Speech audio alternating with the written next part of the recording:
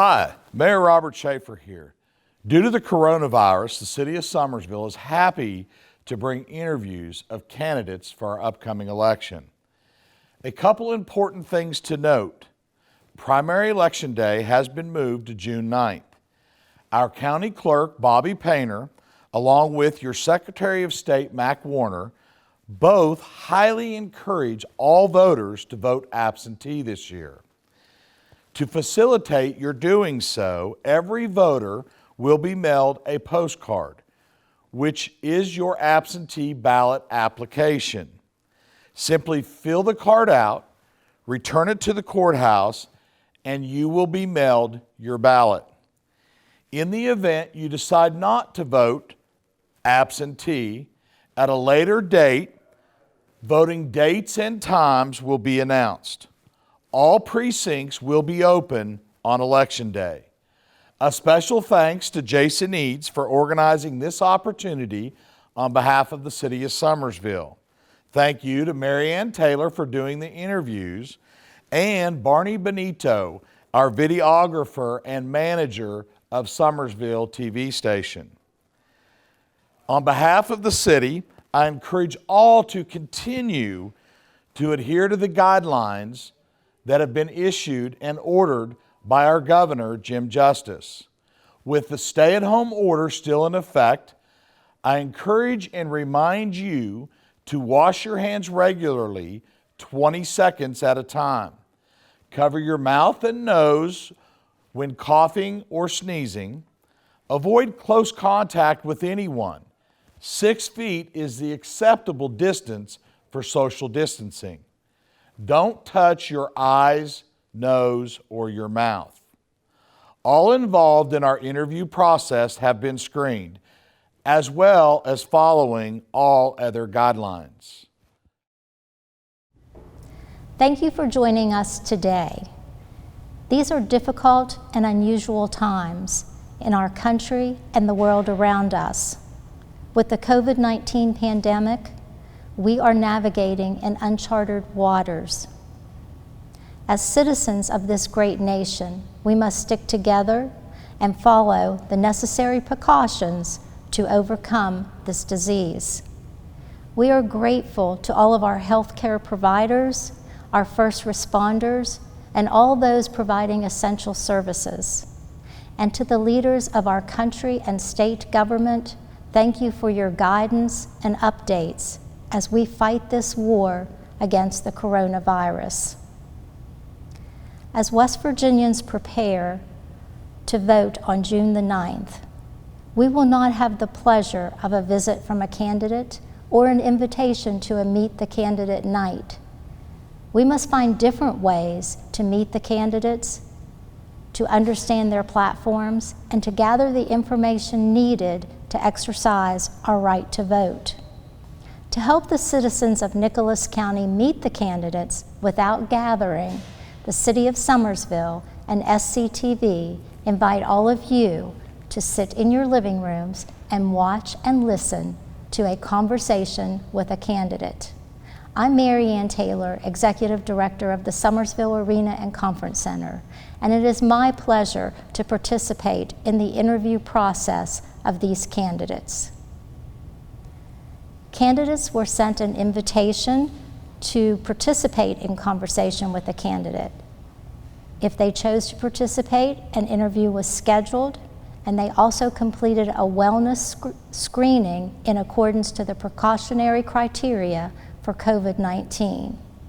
These interviews are being filmed over a 3-day period.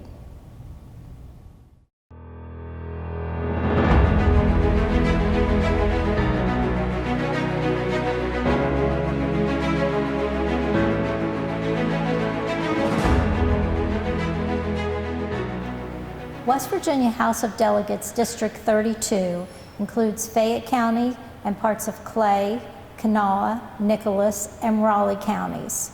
3 seats are available, and Democrat candidates include Randy Halsey, Mark Hurt, Selena Vickers, and incumbent Margaret Staggers.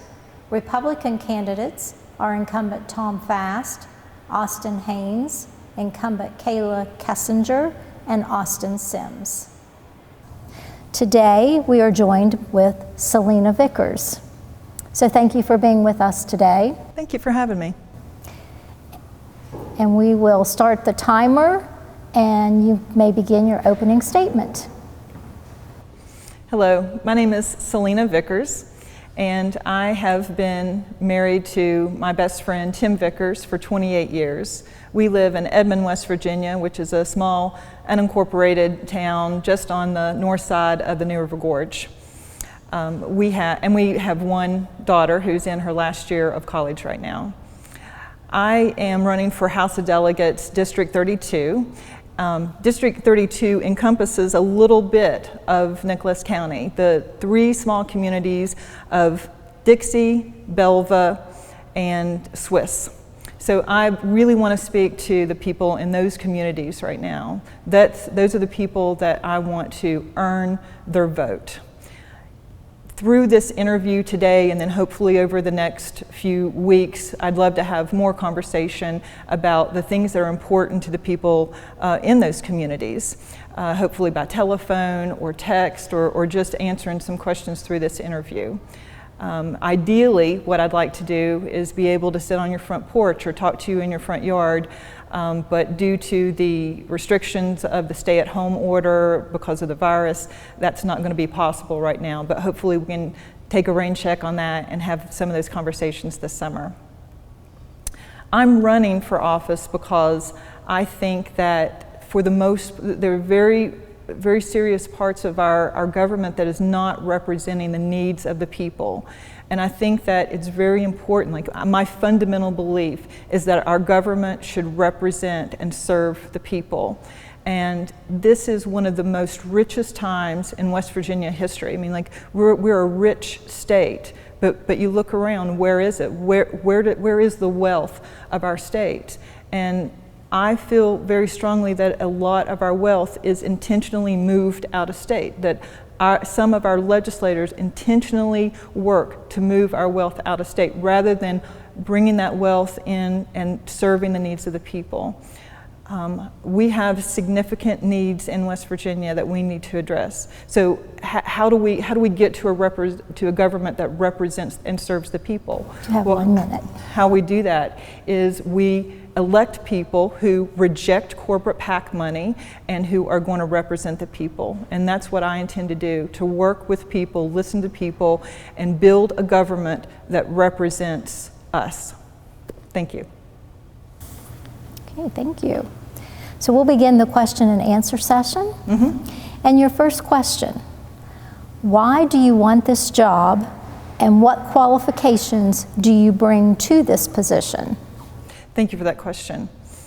I'm running for this office. I mean, I'm a professional, I'm a social worker, I'm an educator, and I was really quite happy living my life, working, raising my family, doing my work, which is very much in a helping field.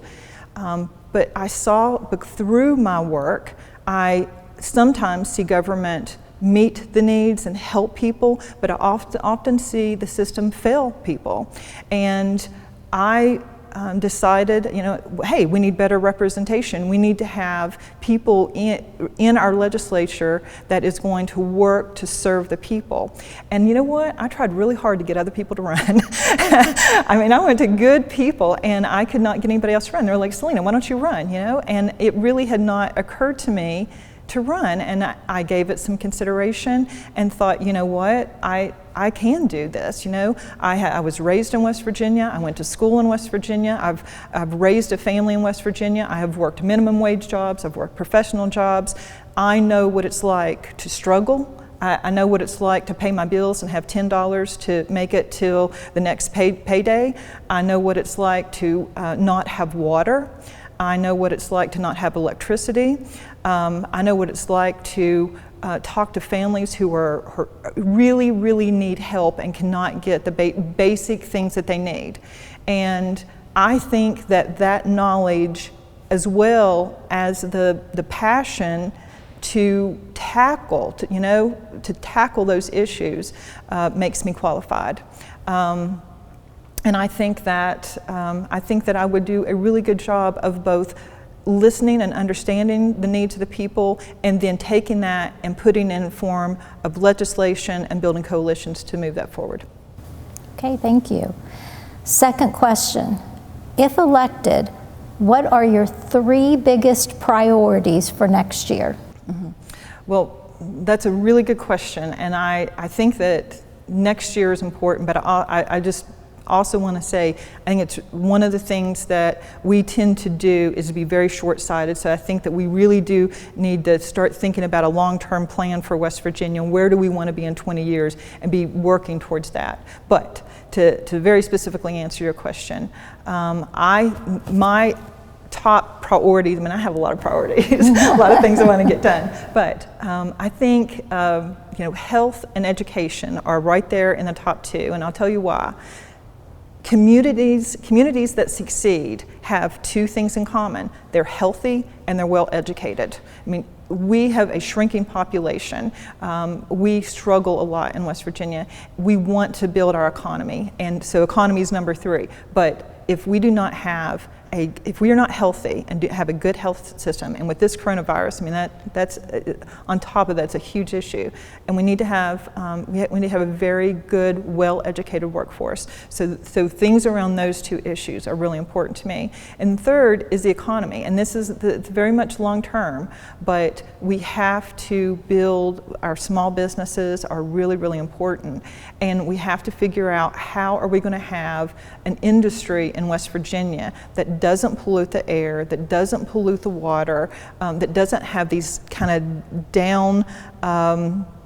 downwind or downstream effects that really, really harm other people. Fracking industry is great for the people in the north, but when it gets dumped down in Fayette County and gets in people's well water, and there's no recourse for it, we have to look at the cost and benefit, and we really need to be working towards, in my opinion, very sustainable energy, and we have a lot of opportunity to do that. So a sustainable economy that will really help us move forward in a very positive way in the future. Those are my priorities. Okay, the next question. Do you see the passage of the medical marijuana bill as a positive step in the fight against the opioid addiction? Oh, that's a really good question. So I'll be honest, cannabis is not my top issue. I know for a lot of people it is.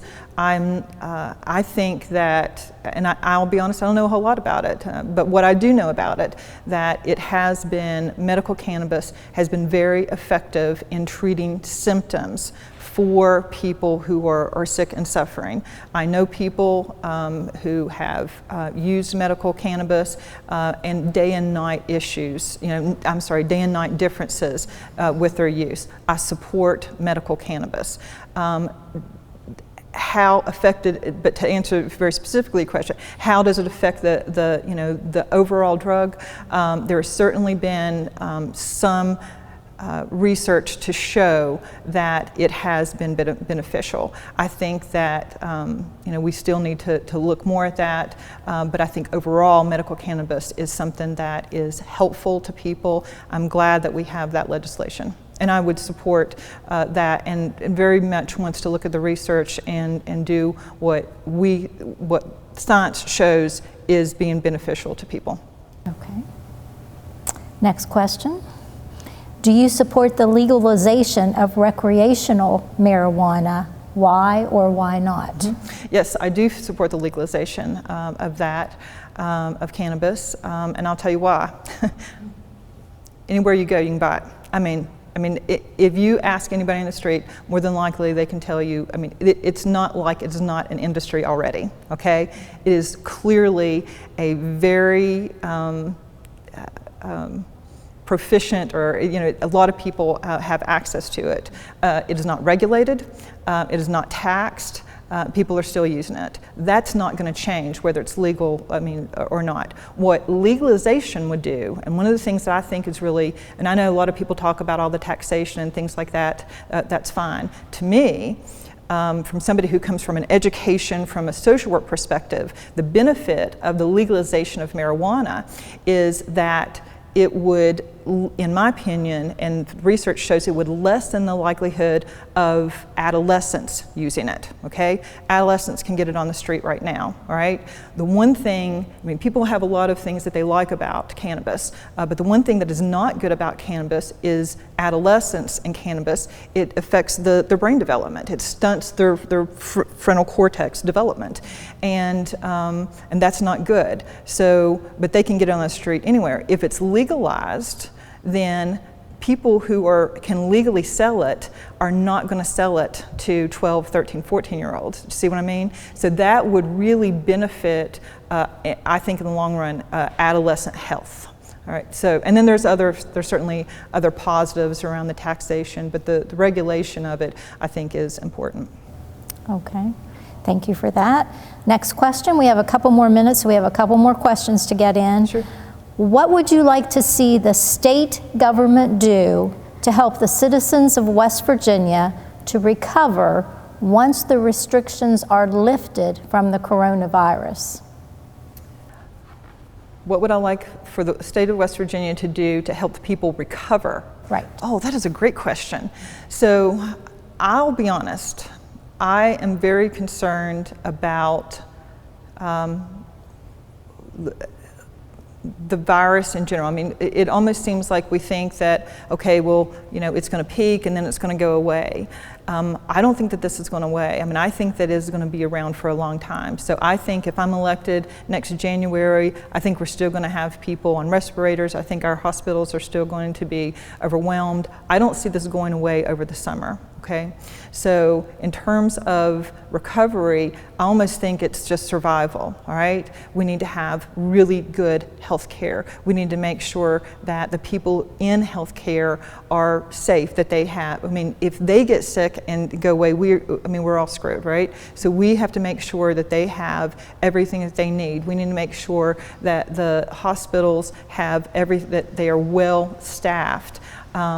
The economy is, I mean, that's just for the healthcare part of it, right? So we have, in terms of education, what if the kids can't go back to school next year? We have to have really good broadband available. We have to have a way to reach into the homes of the kids so that kids that are not coming to school can have education. And I mean, that's a whole new world that people are going to be living in if they can't go to school.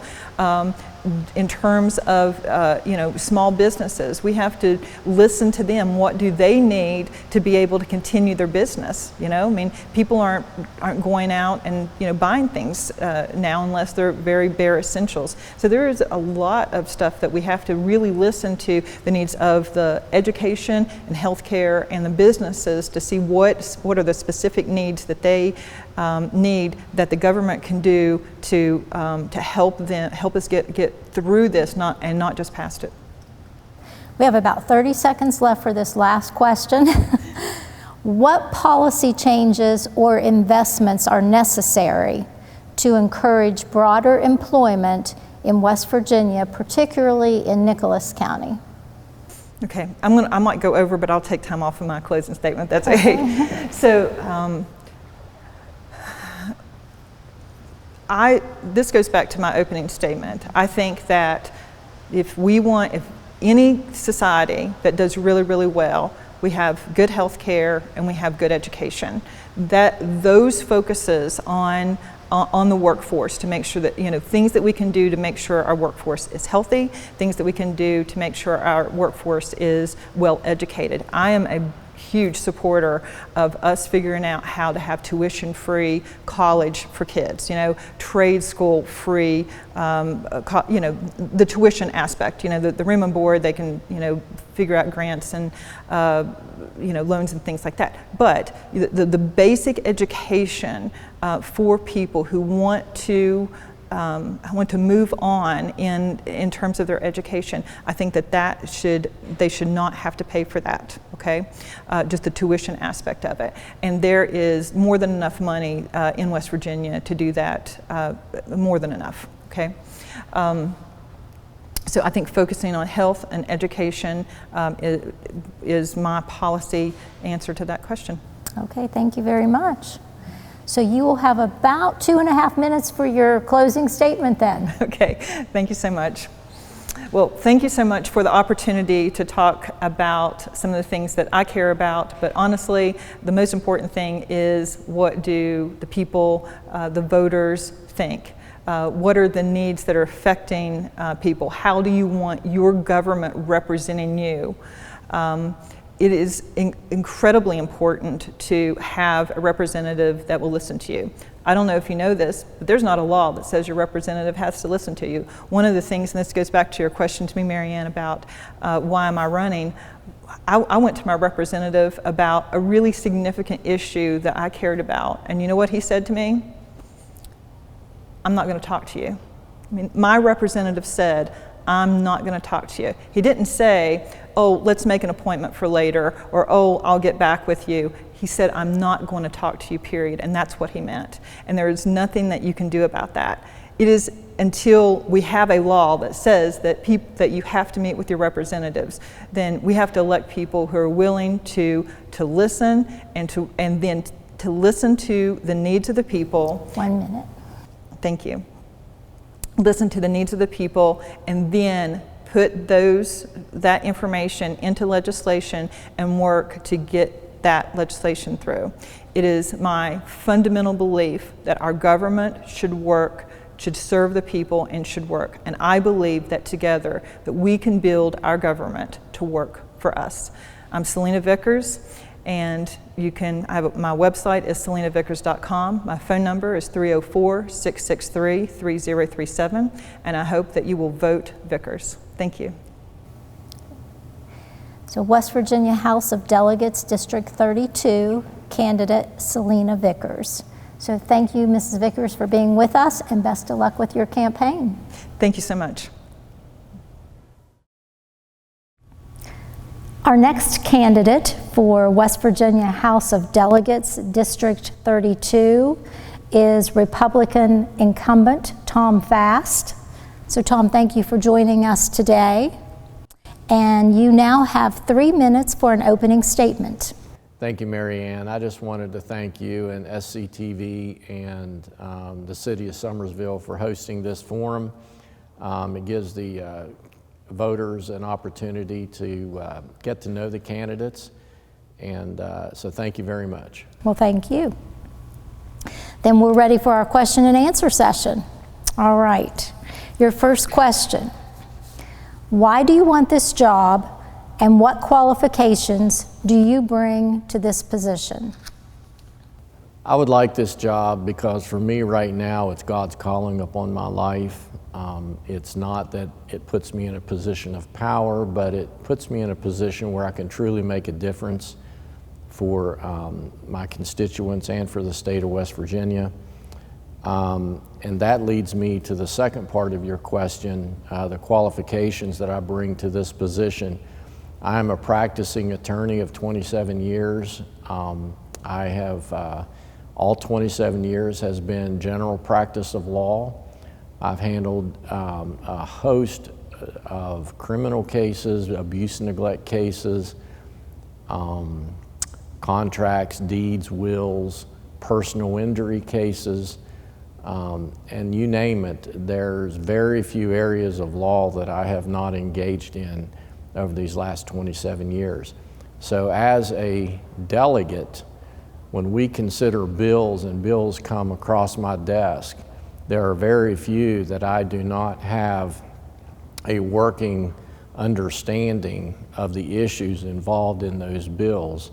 And so that gives me great support as a delegate, having practiced law for 27 years.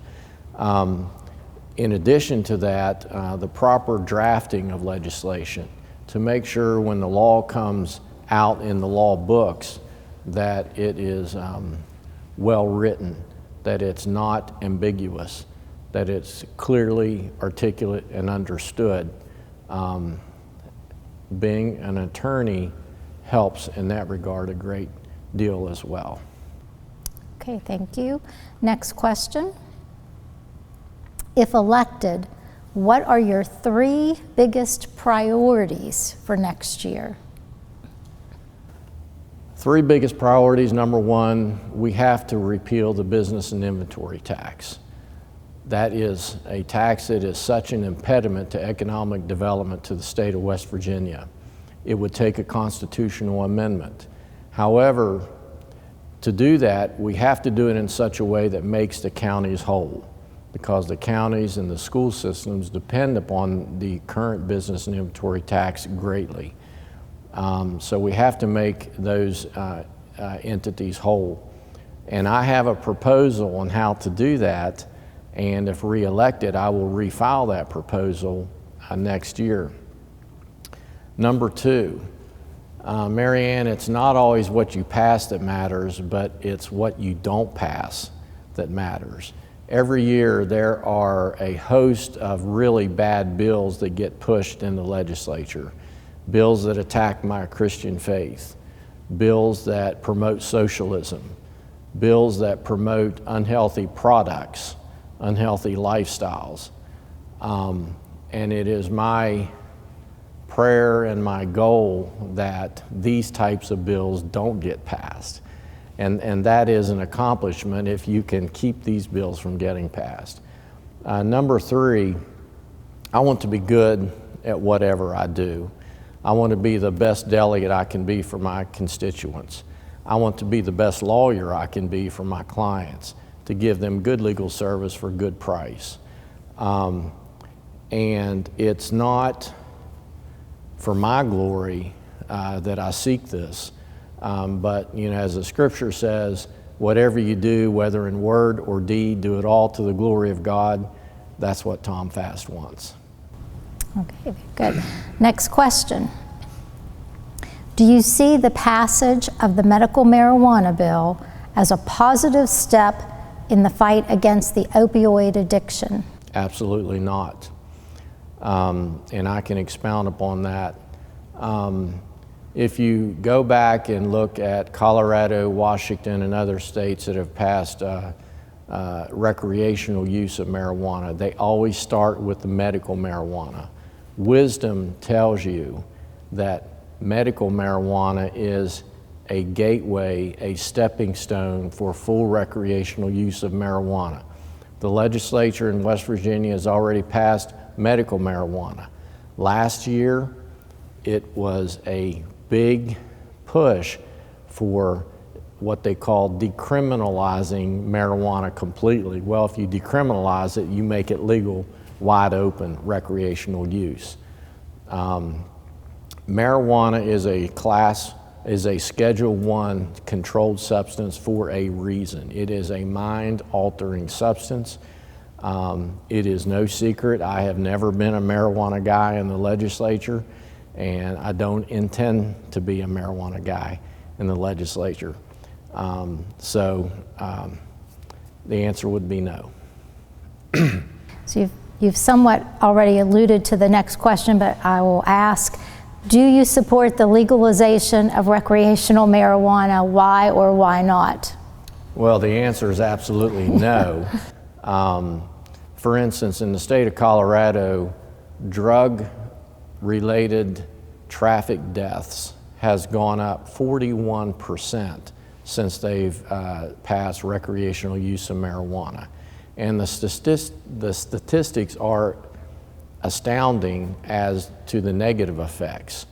And we may say, well, we can legalize it, tax it, and get economic benefit out of it. We can have growers and all of these aspects that could surround a marijuana industry. But if you don't pay now, you're going to pay later, because marijuana has harmful effects, anxiety effects, and there's more and more information coming out as to the harmful effects of marijuana, that would lead to smoking marijuana. And if we think cigarette smoking is bad, marijuana smoking is worse. It's harmful to the lungs. That's going to lead to a great increase in Medicaid expenses treating people for lung problems and lung disease.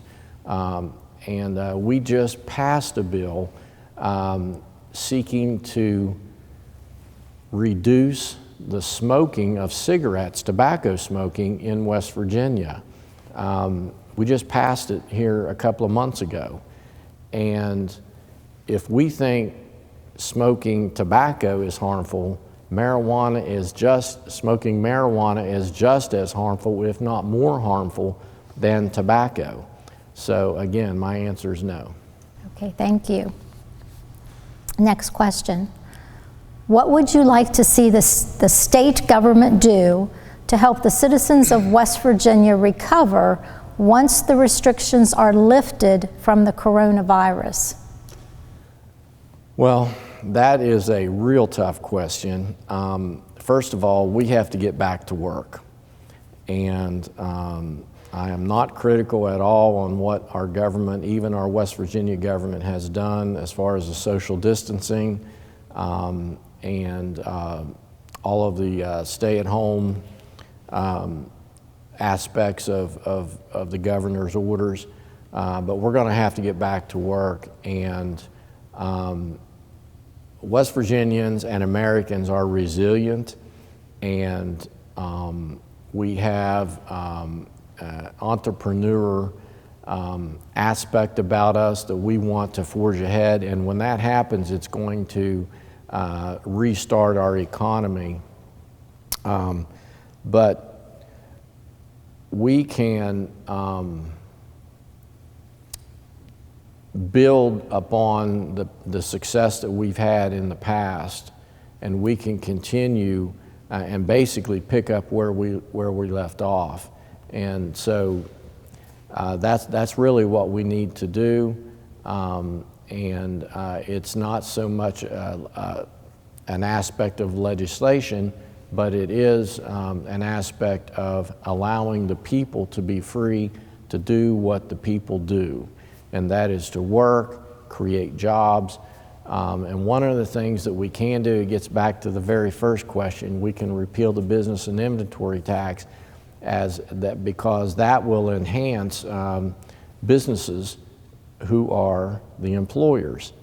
And that is also would be an attraction to the state of West Virginia. So that would help greatly. That's really something we need to focus on. Okay.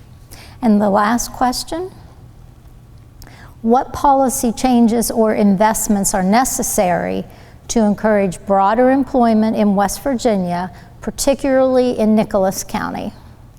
Well, it's Nicholas County and all other 54 counties. Repeal the business and inventory tax. When you have all these businesses right here in Nicholas County, if they have inventory, come July 1, they have to pay a tax on all of that inventory. If some of that inventory happens to be there the following July 1, they have to pay the same tax again on the same inventory. If they have equipment, they have to pay a tax, whatever they own on July 1. Come July 1 the next year, they have to pay the same tax again. We are one of a few, very few states that has the business and inventory tax. We need to repeal that. That right there will help our employers a great deal. We hear that all the time, that is a big impediment to keeping people from moving into the state of West Virginia. So we need to look at that. And again, we need to do it in such a way that we make the counties whole. And I have a proposal on doing that, but that really needs to happen. We have taken a lot of steps, economic development, but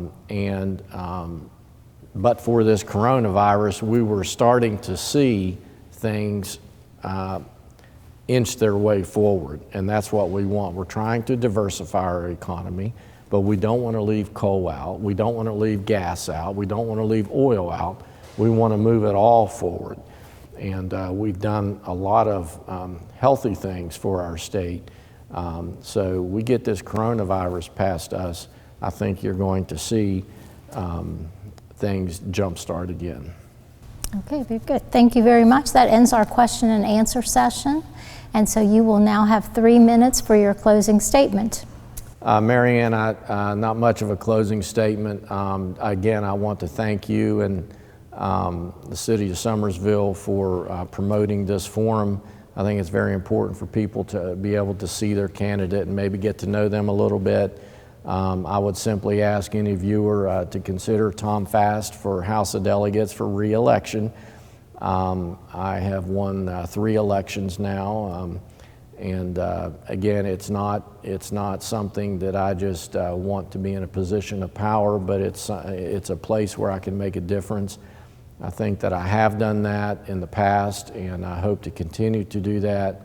I want to be good at what I do, and incidentally, I only have 3 precincts in Nicholas County, and I have 2 precincts in Clay County. I have 1 precinct in Kanawha County. I have 9 precincts in Raleigh County, and we have all of Fayette County. So that makes up the 32nd district. Another aspect that's going to be dealt with this legislative session, January 2021, is redistricting because of the 2020 census. And we've already passed a law that requires now all delegate districts will be single member districts.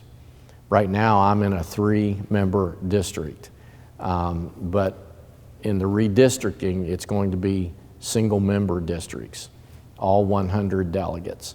And so that's going to be very, very important for the future of this state on how the lines are drawn, and my goodness, I hope we make more sense of drawing the lines this go around than have been in the past. You know, Raleigh County, I think, is cut up in, has 5 different delegate districts just of the one county.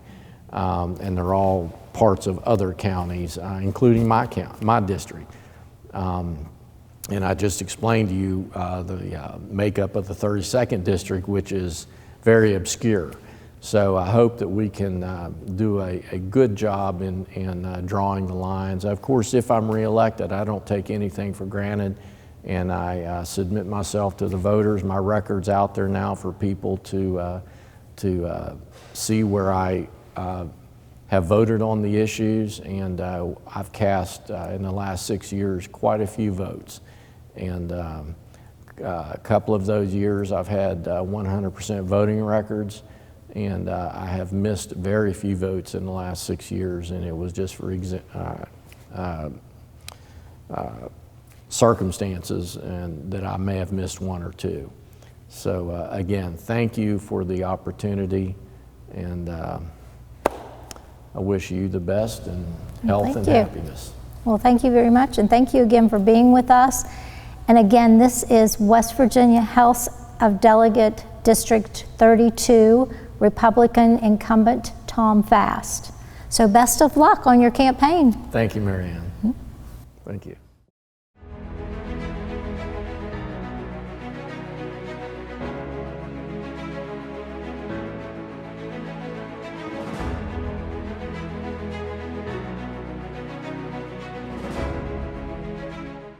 Our next candidate for West Virginia House of Delegates, District 32, is Democrat Mark Hurt. And Mark is with us today via telephone conference. So, Mark, thank you for taking time to do it. Thank you, Mary Ann, for having me. Thank you, Jason, for having me. Thank you. Okay, I'm going to go ahead and tell you, you can go ahead and start your opening statement. You have 3 minutes. All right. Thank you, Mary Ann. Once again, my name is Mark A. Hurt. I'm running for House of Delegates in the 32nd Delegate District. I live right here in Oak Hill, West Virginia. Why I'm running for this job of House of Delegates, I want to make a difference. I want to serve our 32nd Delegate District. I want to bring jobs and opportunities to our state. I want to fix our roads, our PEIA. I want to be a part of a solution to help with our drug crisis that are affecting so many families. My qualifications, I'm a great listener, problem solver, and team player. I graduated in 1987 from Mount Hope High School with 2 years of vocational skills in broadcasting and communication from the Oak Hill VOTEC. I have a business management degree, and I'm working towards my bachelor's degree in organizational leadership. I have managed manager experience. I have managed big box retailers. Right now, I have been, for the last 3 years, a marketing specialist. I go business to business. For Nick.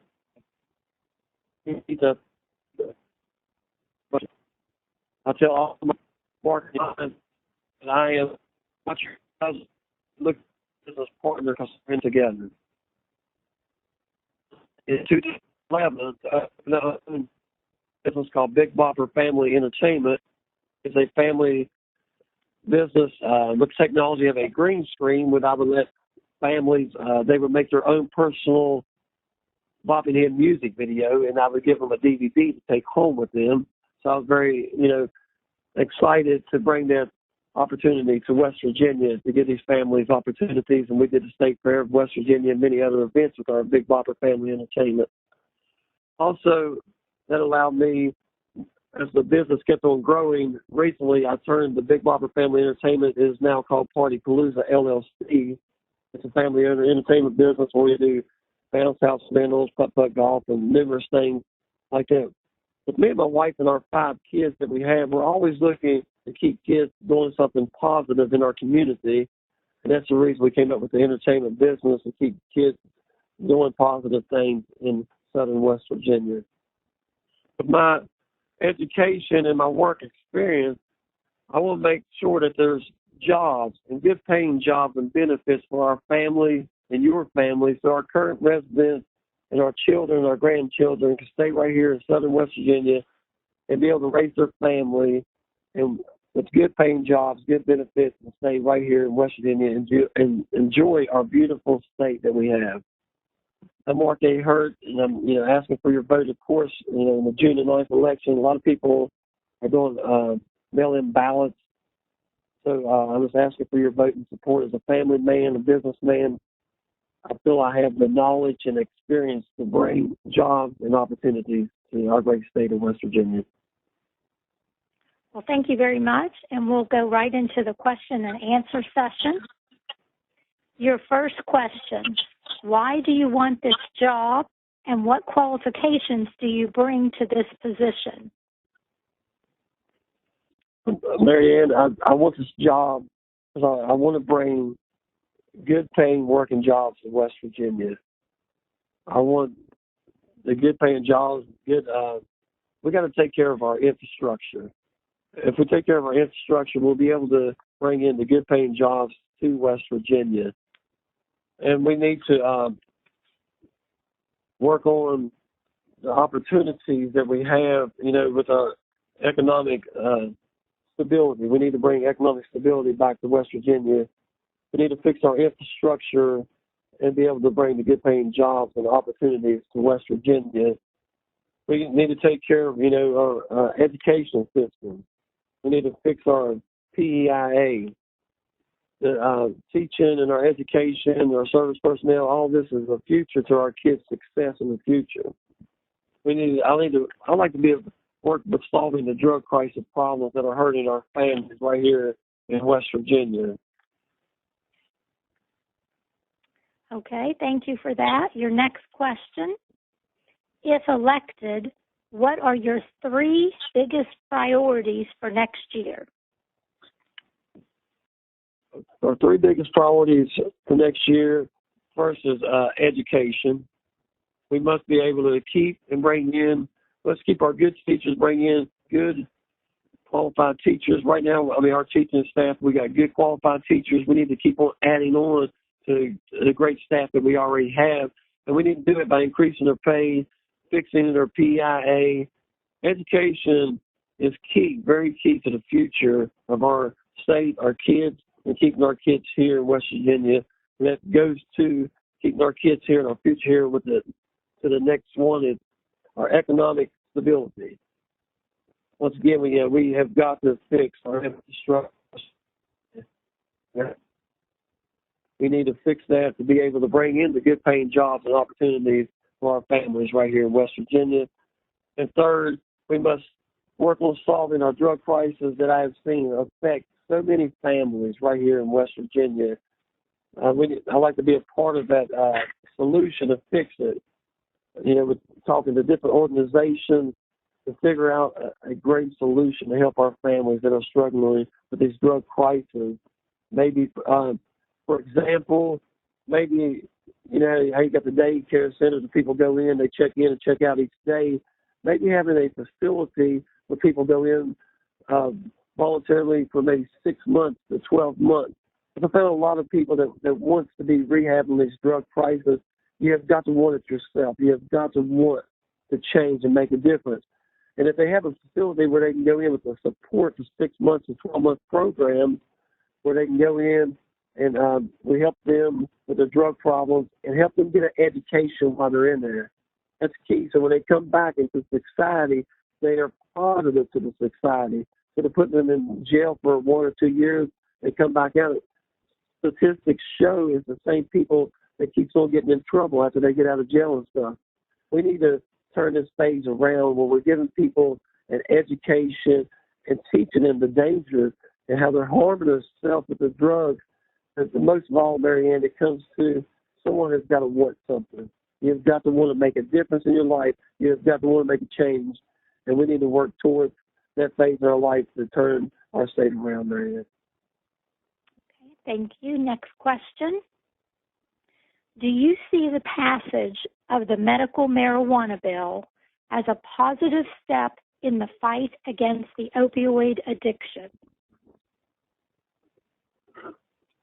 Marianne, the way I see it is, you know, I think if we can turn it into a positive situation where we can take the money, the expenses for the license, the medical marijuana license and stuff, and turn it into positive, where the money that we're getting from that, the people that have the addictions, that we can turn the money into facilities I was talking about, the facilities to give people the treatment and the help and the knowledge and the education that they need to make themselves more productive into our society.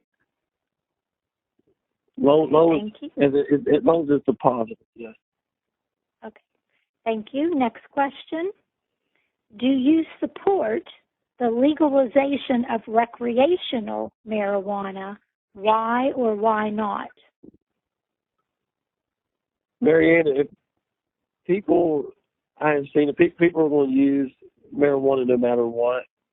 I have seen people are going to use marijuana no matter what. So if we can turn it into recreational marijuana into a positive where the state is actually making the money to turn around and put it back into the state to fix our infrastructure, to bring in jobs and opportunities into the state, then as long as things are done in a positive and derogatory, you know, as long as it's done into a manner where it benefits the state and the people of West Virginia, things have got to be regulated in a manner that benefits the state and the people of West Virginia. Okay, thank you. Next question. What would you like to see the state government do to help the citizens of West Virginia to recover once the restrictions are lifted from the coronavirus? Well, first of all, we need to, once we get back, this coronavirus has been very, very stressful on everyone. I'd like to see the government help all of our businesses, especially I've seen small businesses. I'm a small business owner myself. You know, we're struggling because we can't work, especially in the entertainment business. I haven't been able to work all year doing entertainment. So I think the government, I like to see them be able to help our small business in promoting our small businesses. If we have any loans, financial loans, to help our small businesses, we need to help businesses so we won't shut them down. Keep our businesses at least stability so we can be able, so they can be able to go forward with their business, because there's so many small businesses, and not only small businesses, a lot of businesses are struggling right now. We're absolutely struggling to make ends meet. So when the economy opens back up, I hope it opens. Have the money to spend, when we go out. right now, running with money to stay open, it makes it very difficult. So a lot of these businesses are going to open back up. So if right here in West Virginia, if we can come up with a plan, our government, to help our small businesses stay open, not depend so much on Washington, if we can do it ourselves right here in West Virginia, we need to find a way to make ends meet for these small businesses to be able to stay open once this crisis is over. Okay, thank you. And your last question. What policy changes or investments are necessary to encourage broader employment within West Virginia, particularly in Nicholas County? First of all, we got to work on fixing our broadband, our infrastructure. That's key. Nobody wants to come to a state where you don't have good internet service. So we need to make sure that we fix our broadband so people will want to bring their business here. They got good service. They're able to reach out to their potential clients and stuff. And we can work that right there in Nicholas County and in all of our counties right here in the 32nd district. We need to focus on the infrastructure, and that's the way that you're going to get businesses here and provide jobs and opportunities for the families in Nicholas County.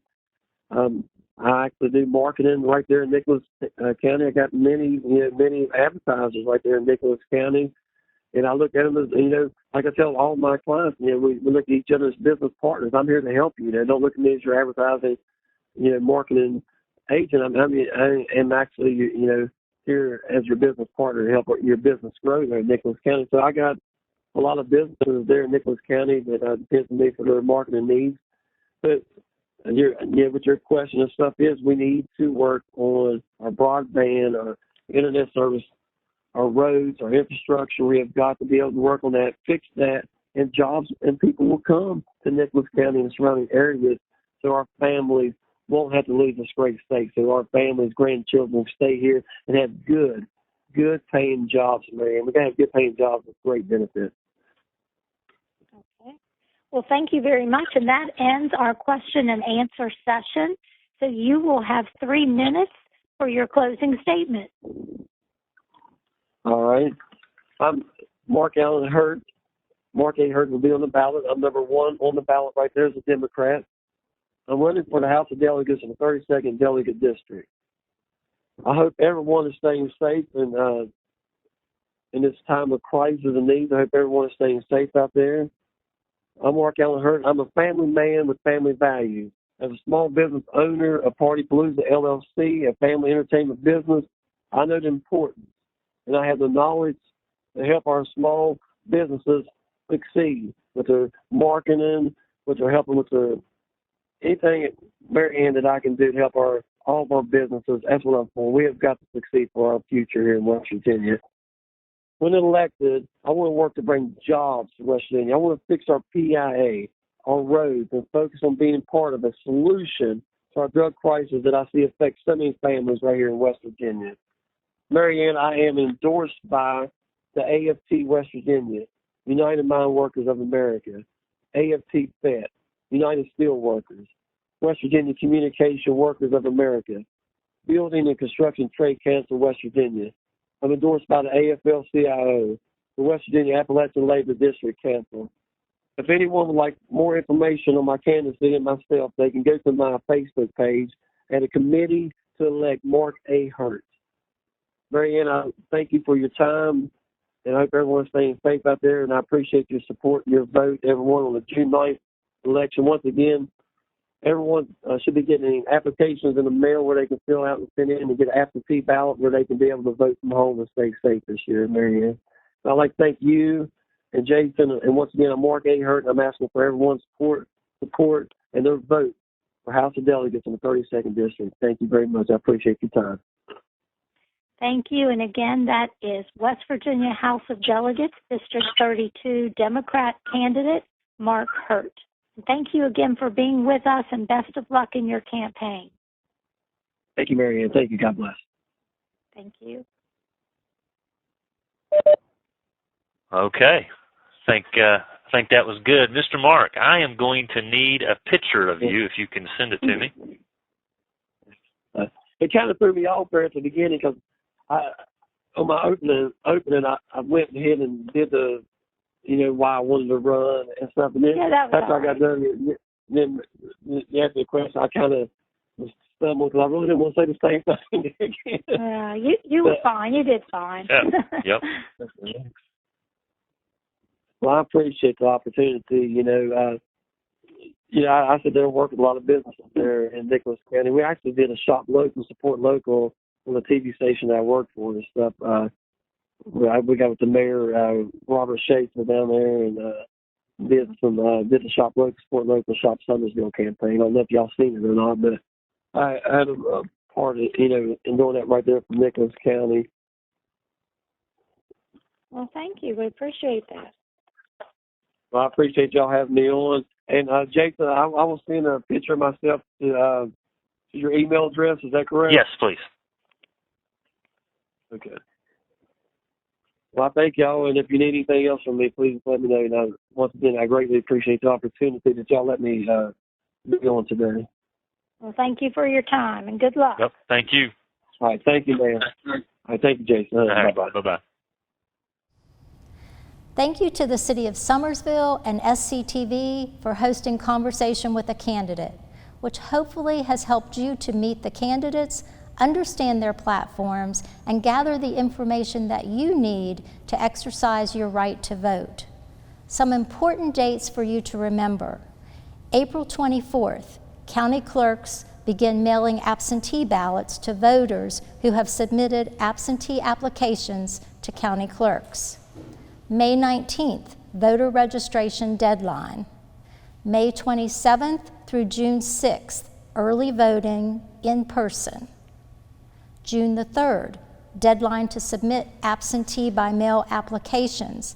These must be received by the county clerk on this date. June 8th, deadline to hand deliver absentee ballots to the county clerk's office. June the 9th, deadline to mail the absentee ballot to the county clerk. It must be postmarked by June the 9th. And June 9th, primary election day. In-person voting locations may differ from regular polling locations due to the COVID-19 pandemic. So please watch the local newspapers, TV, and social media for locations or contact the county clerk's office. I encourage each of you to exercise your right to vote, either by delivering your absentee ballot to the county clerk's office by June the 8th, postmarking your absentee ballot to the county clerk's office by June 9th, voting in person during the early voting period of May 27th through June 6th, or vote in person at the polling locations on June 9th. Stay safe, and thank you for tuning into Conversation with a Candidate.